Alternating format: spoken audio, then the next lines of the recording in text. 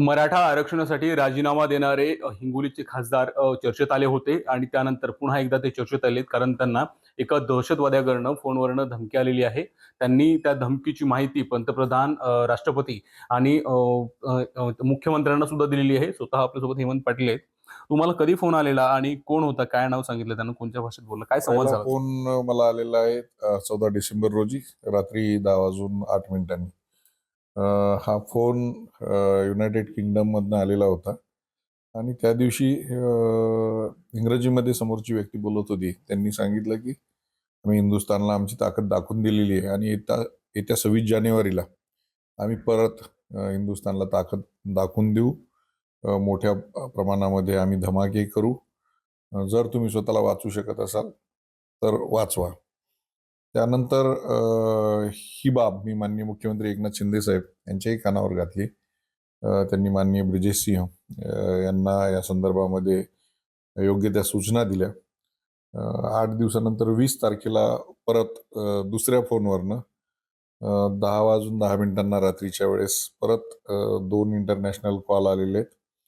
म्हणून या संदर्भामध्ये जी माहिती होती माननीय लोकसभा अध्यक्ष, माननीय पंतप्रधान नरेंद्रजी मोदी, गृहमंत्री अमित शहा साहेब यांच्याकडे दिलेली आहे. याच्या पाठीमागं कदाचित यापूर्वी मी नांदेड शहरामधून आमदारही होतो आणि माझे संबंध सर्वांशी आहेत नांदेडमध्ये. परंतु कुठल्याही प्रकारचं वितुष्ट किंवा कुठल्याही प्रकारचा वाद माझा शीख समाजाशी किंवा कुठल्याही समाजाशी असा नाही आहे आणि सौदार्याचे माझे संबंध आहेत. या पार्श्वभूमीवर आज मी नांदेड पोलीस अधीक्षकांची सुद्धा भेट घेतलेली आहे.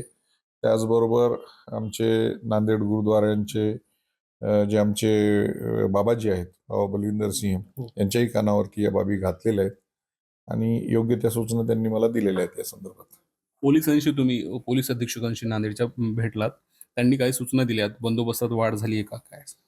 बंदोबस्त मला पहिलेपासूनच आहे. मी नेहमी लोकांमध्ये राहतो, त्याच्यामुळं मला खूप काही संरक्षणाची काही आवश्यकता नाही आणि Y+ संरक्षण पहिलेपासूनच आहे. त्याच्यामुळे मी काही कुठल्याही प्रकारचं अतिरिक्त संरक्षण त्यांना मागितलेलं नाही आहे. परंतु यानंतर काय काय मी काळजी घ्यायला पाहिजे त्याच्या संदर्भामध्ये त्यांनी सूचना दिलेल्या आहेत. माझे जे काही फोन आहेत त्याच्यावरती सुद्धा त्यांनी वॉच ठेवून नेमके हे कॉल कोण करतंय, कुठून येतंय त्याची माहिती काही दिवसामध्ये काढून त्या संदर्भामध्ये कारवाई करण्याचे निर्देश दिलेले आहेत. निश्चित. ते हे होते हिंगोलीचे खासदार आणि त्यांना अतिरेक्याकडनं आलेल्या या धमकीनंतर पोलिसांच्या वतीनं सुद्धा त्यांना खबरदारीच्या ज्या उपाययोजना आहेत त्या सांगितलेल्या आहेत आणि आता हेमंत पाटील त्या सर्व उपाययोजना स्वतः अंमलात आणत आहेत आणि सुरक्षेच्या दृष्टीनं त्यांच्या मोबाईलचे कॉल सुद्धा सर्व्हिसवर टाकल्याची माहिती हेमंत पाटील यांनी एबीपी माझाशी बोलताना दिली आहे. कॅमेरा पर्सन आकाश माधव दिप्ते, एबीपी माझा, हिंगोली.